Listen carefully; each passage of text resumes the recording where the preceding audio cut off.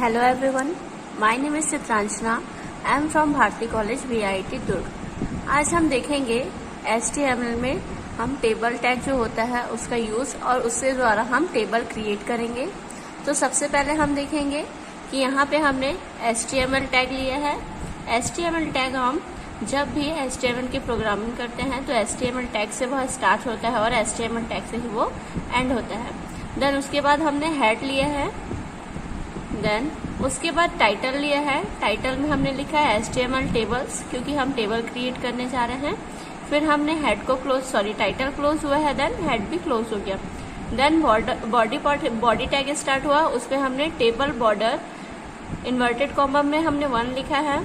आप यहाँ पे 2, 3, 4 जिस टाइप का आपको टेबल का बॉर्डर चाहिए वो नंबर आप लिख सकते हैं. फिर हमने TR लिखा है. TR ये टैग का यूज हम टेबल रोज क्रिएट करने के लिए करते हैं. टेबल रो हम क्रिएट कर रहे हैं, उसमें हम देखेंगे सबसे पहले लिखा है TD का मीन्स होता है टेबल डेटा. टेबल डेटा में हमने रो 1 और कॉलम 1 लिखा है और टेबल डेटा को क्लोज किया है. देन वैसे ही टेबल डेटा में हमने रो 1 और कॉलम 2 लिया है. यहाँ पे हमने 2 रो और 2 कॉलम का हमने यहाँ पे टेबल क्रिएट कर रहे हैं, 2 रोज और 2 कॉलम्स को लेकर. देन TD भी क्लोज होके फिर TR भी क्लोज हो गया फर्स्ट वाला. देन सेकेंड वाला हम देखेंगे, फिर से टेबल रो स्टार्ट हुआ, उसमें हम देखेंगे कि फिर से हमने TD लिया और रो 2 और कॉलम 1. हम यहाँ पे टेबल जो ले रहे हैं उसके रो और कॉलम के नाम आप जो चाहे वो लिख सकते हैं. यहाँ पे हम समझाने के लिए सिर्फ रो 2 और कॉलम 1 ऐसा करके नाम दिया हुआ है. Then same as it is वैसे ही रो 2 और कॉलम 2 करके हमने TD को क्लोज किया है. फिर TR क्लोज हुआ है. देन टेबल क्लोज हो गया, फिर बॉडी को भी क्लोज किया गया, HTML को भी क्लोज किया गया. सबसे पहले हम देखेंगे कि हम इसकी कोडिंग नोटपैड में करते हैं. मैंने इसका नाम table1.html से सेव किया, इसलिए यह table 1 दिख रहा है. इसमें हमने सबसे पहले HTML टैग लिया है. देन उसके बाद हेड लिया है. हेड के बाद हमने टाइटल टैग लिया है. टाइटल टैग में उसका हम जो नाम देना चाहे उसका नाम लिख सकते हैं. आप जो प्रोग्राम बना रहे हैं उसका जो भी नाम आप देना चाहे वो दे सकते हैं. देन उसके बाद हेड जो था टैग वो क्लोज हो गया. देन बॉडी टैग स्टार्ट हुआ है. बॉडी के अंदर हम जितने भी एलिमेंट्स चाहे वो लिख सकते हैं. यह इसमें क्या होता है, इसमें जो कंटेंट होते हैं वो लिखे जाते हैं बॉडी टैग के अंदर.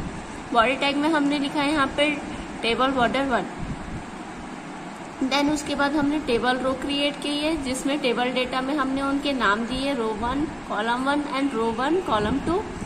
फिर उसके बाद हमने सेम वैसे ही सेकेंड रो बनाया, जिसमें हमने लिखा टेबल डेटा रो 2 कॉलम 1 और रो 2 कॉलम 2.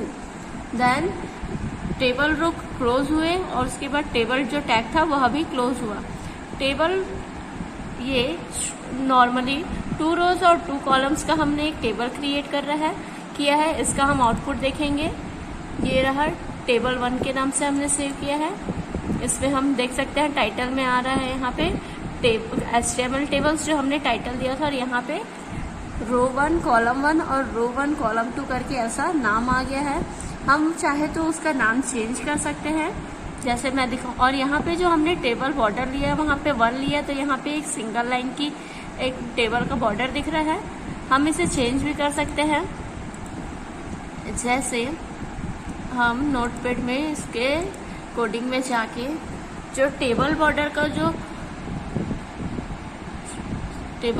जो साइज है उसे हम चेंज करेंगे, 2 कर देते हैं.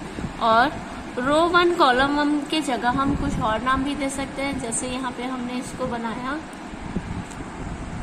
नेम नाम से, हमने इसे किया रीनेम करते हैं हम. और यहाँ पे जो था हमारा रो कॉलम 2 उसका नाम हम देते हैं, उसे नेम है तो यहाँ पे हम देते हैं इसका नाम. नेम में हम नाम दे देते हैं यहाँ पे, सपोज यहाँ पे मैंने पिंकी लिया है. और फिर रो 2 में हम लेंगे क्लास में फिर हम यहाँ ले लेते हैं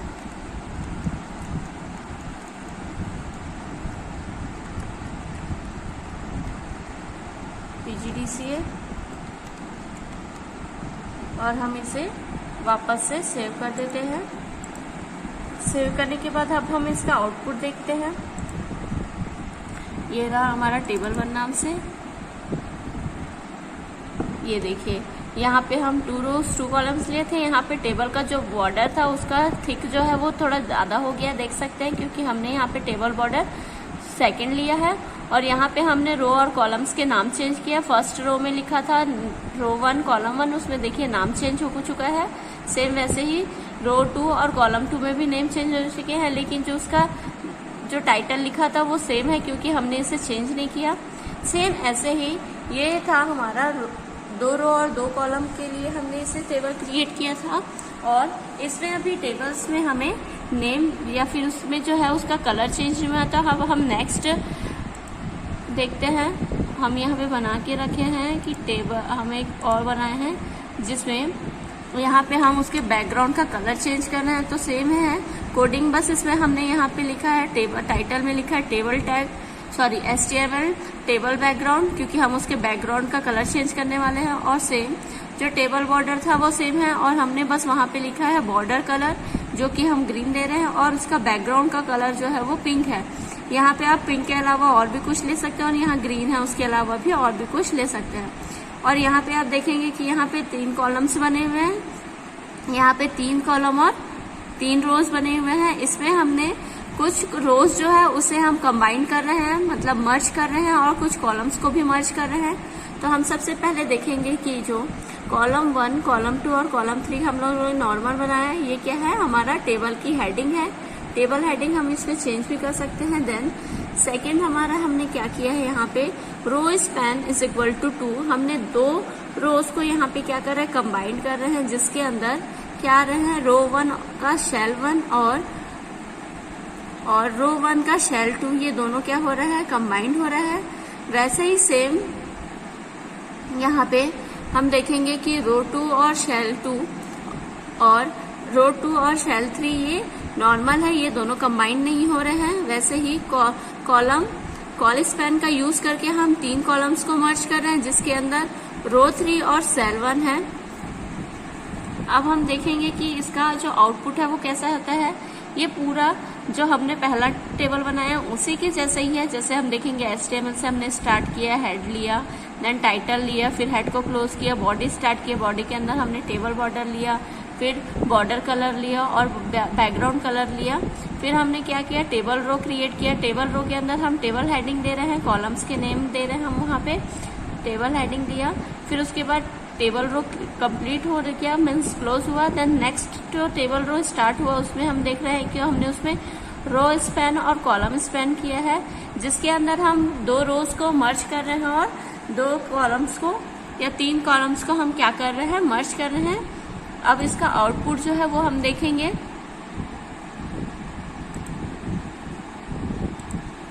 ये रहा, हमने टेबल 2 के नाम से इसे सेव किया है। तो इसका आउटपुट देखते हैं हम। ये देखिए, यहाँ पे हमने लिया था जो कॉलम 1, कॉलम 2, कॉलम 3, ये क्या था, इसका नाम था। और यहाँ पे हम देखेंगे कि जो रो कॉलम 1 है उसके अंदर हमने क्या किया था, 2 जो हमारे रोज थे उन्हें हमने रो स्पैन किया था, मीन्स हमने 2 रो को जो है वो मर्ज किया था। तो उसमें देखेंगे कि आप जो रो 1 और रो उसका शेल है 1, उसमें रो 1 और रो 2 दोनों मर्ज हो चुका है। और जो थर्ड वाला है हमारा रो 3 और उसमें शेल 1 जो है वो हमने वहाँ पे 3 कॉलम्स को मर्ज किए थे। तो वहाँ देखेंगे कि उसका नाम है हमारा रो 3 और शेल 1, यही हमारा। और बैकग्राउंड कलर में हमने दिया था पिंक, और उसका जो बॉर्डर का कलर था वो ग्रीन था। तो ग्रीन अभी एक्चुअल में यहाँ पे दिख नहीं रहा है, लेकिन ये ग्रीन है, इस इमेज में क्लियर नहीं आ रहा है, लेकिन ये क्या है, ग्रीन कलर है। और हम देखेंगे कि ये बैकग्राउंड कलर है वो पिंक सेट हो चुका है। तो इस तरह से HTML में हम टेबल क्रिएट करते हैं, और रो स्पैन और जो कॉल स्पैन है, मीन्स रो को मर्ज करना, रो को और कॉलम्स को मर्ज करने का